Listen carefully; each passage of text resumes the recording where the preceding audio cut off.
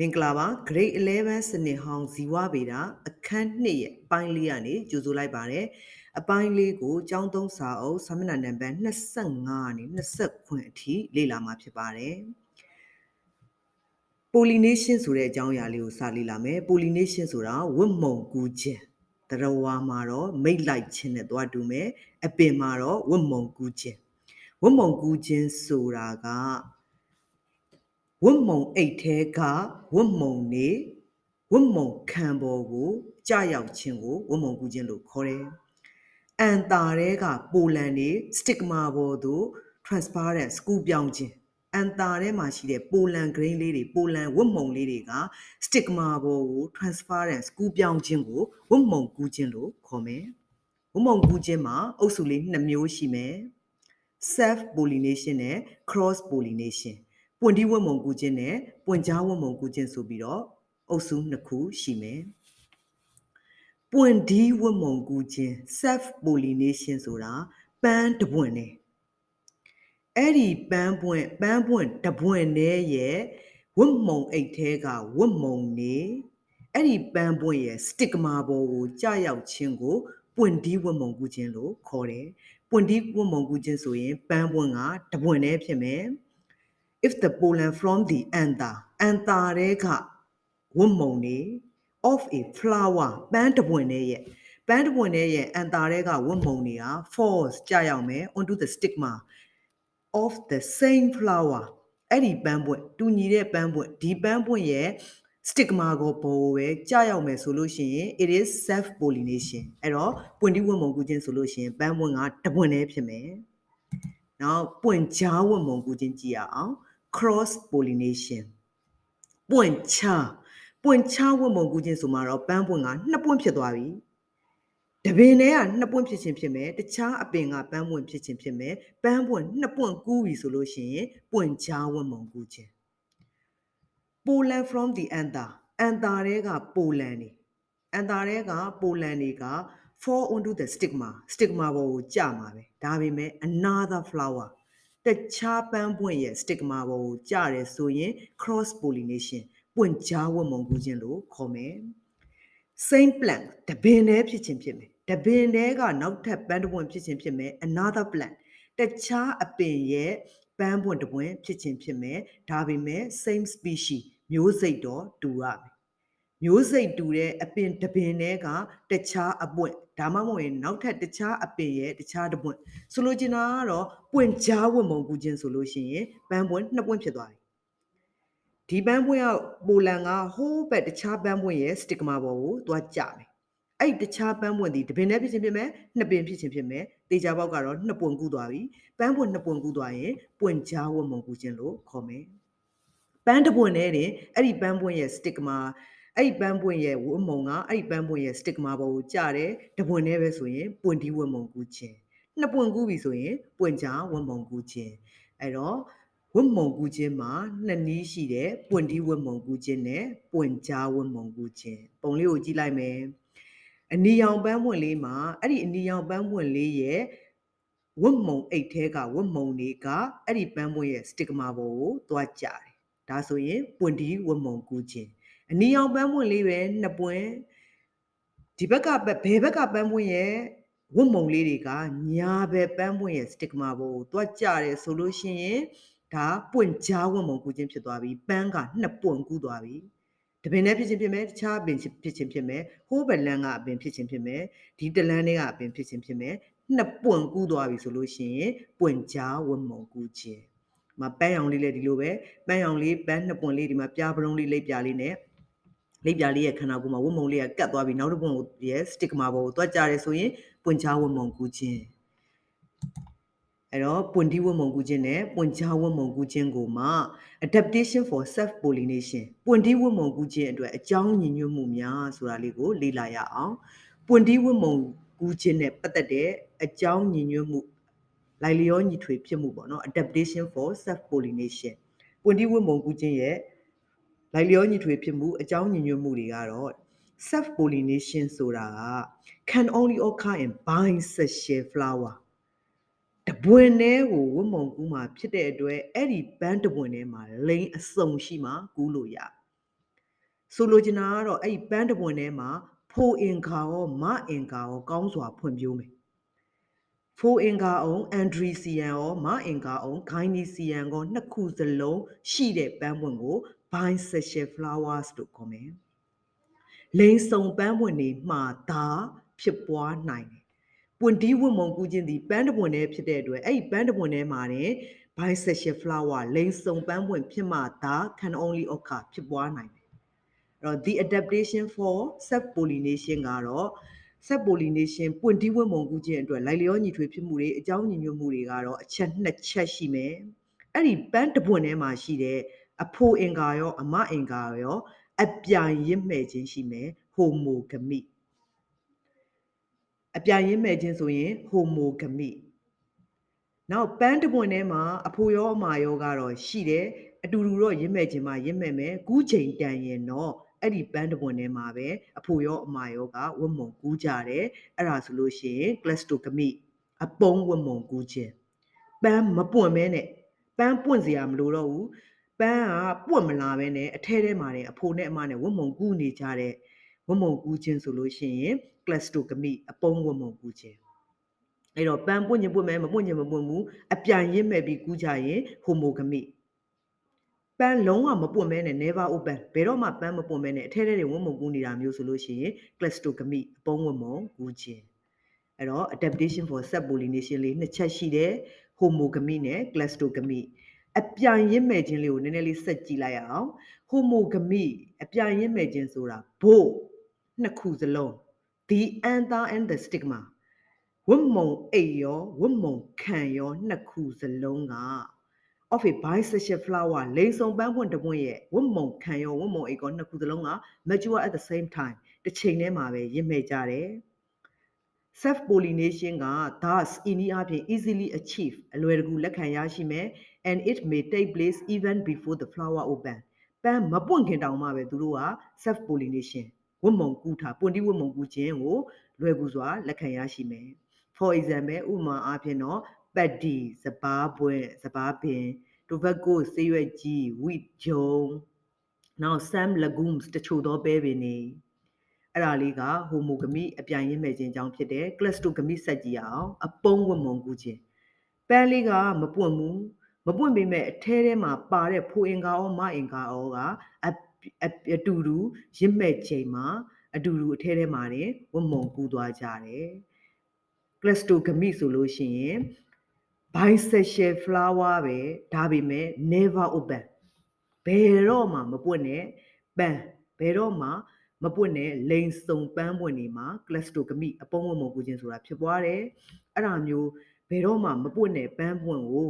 close flower ဘယ်တော့မှမပွင့်နဲ့ပန်းပွင့်ဒါမှမဟုတ် clastogamous flower close flower လို့လည်းခေါ်တယ် clastogamous flowers လို့လည်းခေါ်မယ်ဒါကြောင့်မို့လို့သူတို့အတွက်ကတော့ဘယ်တော့မှမပွင့်တဲ့အတွက်ပွင့်ဒီဝတ်မုံကူးခြင်းဟာပဲ is the only rule တခုတည်းသောနည်းလမ်းဖြစ်ပါတယ်ဥပမာပင်တွေကတော့ comelina မြက်ချိုနဲ့ impatiens ဒန်းပန်းပင်ဖြစ်ပါတယ်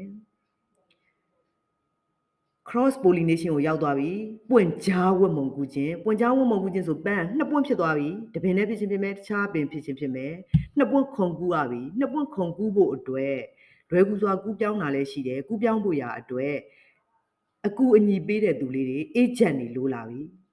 အဲ့တော့ cross pollination နှစ်ပွင့်ကူးပြီဆို agent လိုတယ်နော်နှစ်ပွင့်ကူးပြီဆိုရင် agents အကူအညီပေးတဲ့သူလေးတွေ agent လေးတွေလိုလာမယ် agent လေးတွေကတော့ဒီမှာcross pollination ဆိုလို့ရှိရင်သူက bisexual မဟုတ်တော့ဘူး unisexual လိင်မစုံတဲ့ပန်းပွင့် unit ဆိုတာတစ်ခုပဲရှိမှာလိင်တစ်ခုပဲဖွံ့ဖြိုးမယ်ပေါ့နော်ဒါမှမဟုတ်ရင်လည်း subsector တိုင်း bisexual flower တစ်ခုမြုံနေတာ subsector တိုင်းဆိုတာပွင့်ဒီမြုံနေတော့လိင်စုံပန်းပွင့်လိင်အစုံတော့ရှိရတစ်ခုကမြုံနေတယ်ပေါ့အဲ့တော့ cross pollination ဆိုလို့ရှိရင် unisexual or subsector တိုင်း bisexual flower unisexual မှာလည်းပွင့်ကြားဝတ်မုံကူးခြင်းဖြစ်မယ် subsector တိုင်း bisexual flowers တွေမှာလည်းပွင့်ကြားဝတ်မုံကူးခြင်းဖြစ်နိုင်တယ်ခုနကတော့ self pollination မှာကြတော့သေချာပေါက် bisexual flower ဖြစ်မှာတာ self pollination ကိစ္စအောင်မြင်မယ်အဲ့တော့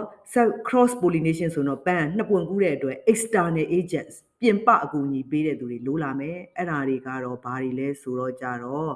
သူကအကူအညီပေးတဲ့သူ၄မျိုးရှိမယ် insect ပိုးကောင်တွေ wind လေ water ရေ animals သတ္တဝါတွေပါမယ်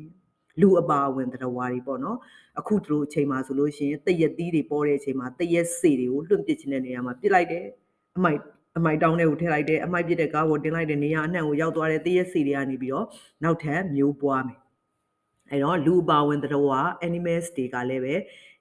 agents အုပ်စုထဲမှာပါမယ် cross pollination အတွက် agent အုပ်စုထဲမှာပါမယ်အဲ့တော့ agents လေးတွေမှတ်ထားမယ် insects wind water animals အဲ့တော့ cross pollination ဆို agent လို့မယ် agent လေးတွေနာမည်၄မျိုးရှိတယ်အဲ့ဒီနာမည်၄မျိုးလေး agent ၄မျိုးကိုကြည့်ပြီးတော့ကြတော့ cross pollination အုပ်စုကလည်း၄စု꿰မယ်အဲ့တော့ cross pollination အုပ်စု၄စုက agent တွေကိုကြည့်ခွဲမယ်နော် agent တွေက insect ကူဝတ်မုံကူခြင်းဆိုရင် entomophily တကယ်လို့လေကူဝတ်မုံကူခြင်းဆိုလို့ရှိရင် anemophily ရေကူဆိုလို့ရှိရင် hydrophily သတ္တဝါကူဆိုရင် zoophily အဲ့တော့ agent ကိုကြည့်ပြီးခွဲတဲ့ cross pollination အုပ်စု၄စုရှိမယ် entomophily anemophily hydrophily နဲ့ zoophily တို့ဖြစ်ကြတယ်အနှစ်ချုပ်မှတ်မယ်ဆိုလို့ရှိရင် agent ၄မျိုးရှိတယ်အဲ့ဒီ agent ၄မျိုးကိုကြည့်ပြီးခွဲတဲ့ cross pollination အုပ်စုကလည်း၄မျိုးရှိတယ်အဲ့ဒီ၄မျိုးမှာတစ်မျိုးစီမှာပုံစံမတူကြဘူးတစ်မျိုးစီရဲ့အကြောင်းအရာလေးတွေကိုမှတ်ရအောင် entomophily insect ကူဝတ်မုံကူခြင်း insect ကူဝတ်မုံကူခြင်းအတွက် example ပန်းပွင့်လေးကတော့ sunflower nature ကရှေ့ကပန်းခိုင်ထဲမှာလေ့လာပြီးသွားပြီတပွင့်သေးသောပန်းမဟုတ်ဘူးပန်းခိုင်မျိုးစားပန်းခိုင်တောင်မှတွေ့နေကြမဟုတ်တဲ့ racimo ပန်းခိုင်မျိုးစားထဲမှာပါတယ်နေကြပန်းပွင့်လေးက insect ကူဝတ်မုံကူခြင်းအပြင်ဝတ်မုံကူတယ် cross pollination brought about by insect ဆိုလို့ရှိရင် entomophily အဲ့တော့ဇယားလေးနဲ့အနှစ်ချုပ်မှတ်မယ် cross pollination brought about by insect ဆိုရင် entomophily cross pollination brought about by wind ဆိုရင် anemophily cross pollination brought about by water ဆိုရင် hydrophily cross pollination brought about by animal ဆိုရင် zoophily ဆိုပြီးတော့ပထမဦးဆုံးဝက်ကြလေးတွေကပုံစံတူးနေလိမ့်မယ် brought about ဆိုပြီးတော့နော်အဲ့တော့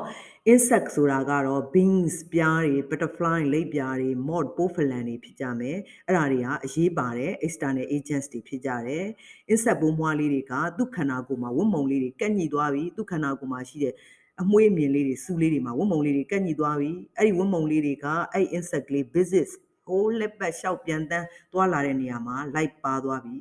တော့ one flower after another တပွင့်ကနေတပွင့်တခြားပွင့်ကနေတပွင့်ဝတ်မုံတွေရောက်သွားမယ်အဲ့ဒီနည်းနဲ့ဝတ်မုံကူးကြတယ်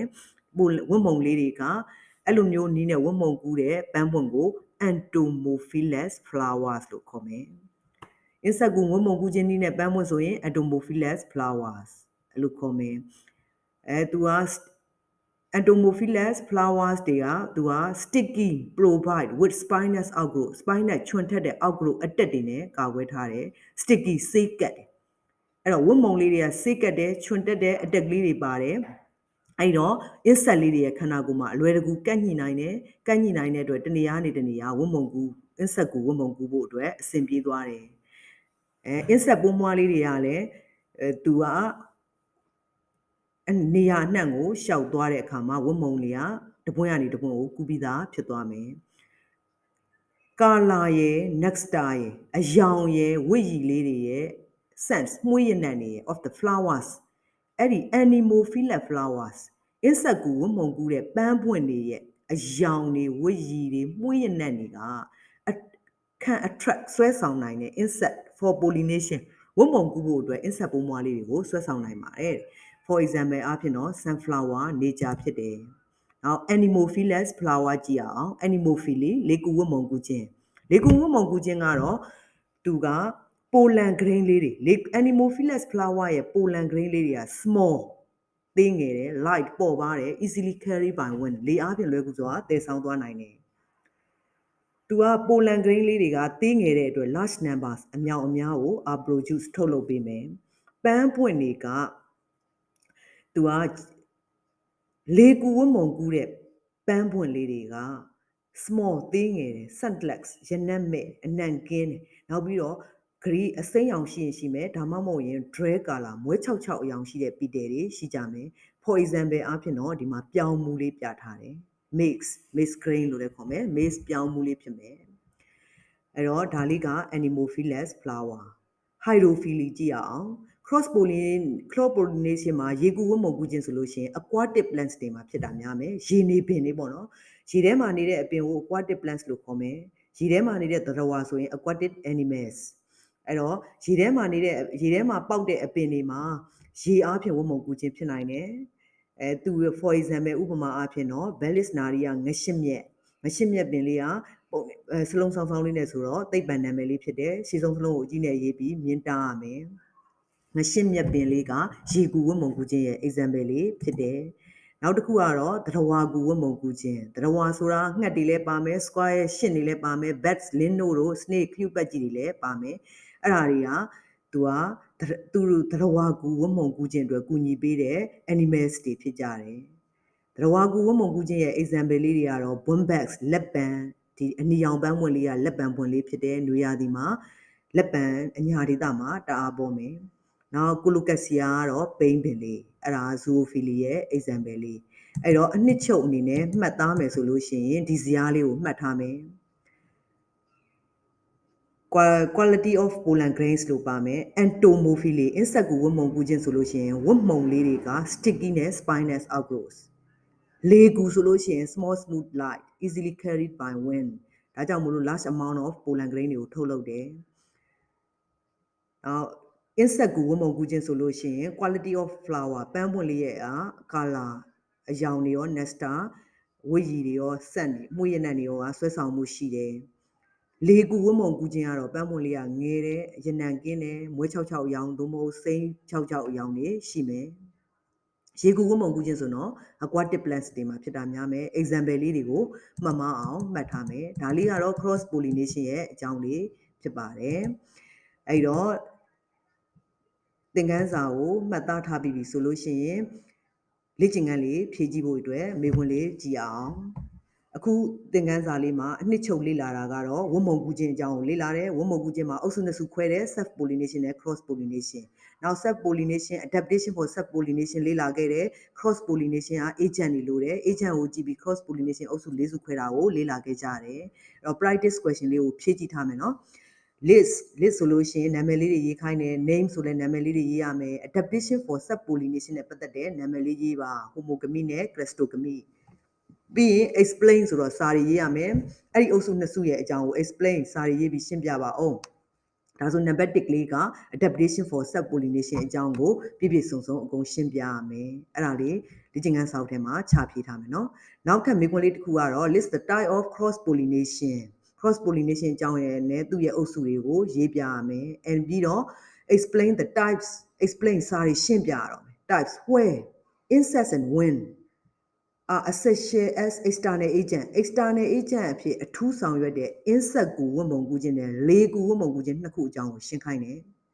cross pollination ရဲ့ agent တွေကိုကြည့်ခွဲတဲ့အုပ်စုလေးတွေကိုနာမည်တွေချရေးရတယ်ရေးပြီးတော့ insect ကိုဝတ်မုံကူခြင်းနဲ့လေကူဝတ်မုံကူခြင်းအကြောင်းကိုရှင်းပြပေးပါဒီမေးခွန်းလေးကိုဖြည့်ကြည့်ထားမယ်ခုလိုသင်ခန်းစာလေးကိုအဆုံးထိအားစိတ်ပါစိတ်နားထောင်ပေးတဲ့အတွက်ကျေးဇူးအများကြီးတင်ပါတယ်တာယာတဲ့နေ့သစ်တွေကိုပိုင်ဆိုင်နိုင်ကြပါစေနော်နောက်သင်ခန်းစာမှာပြန်ဆောင်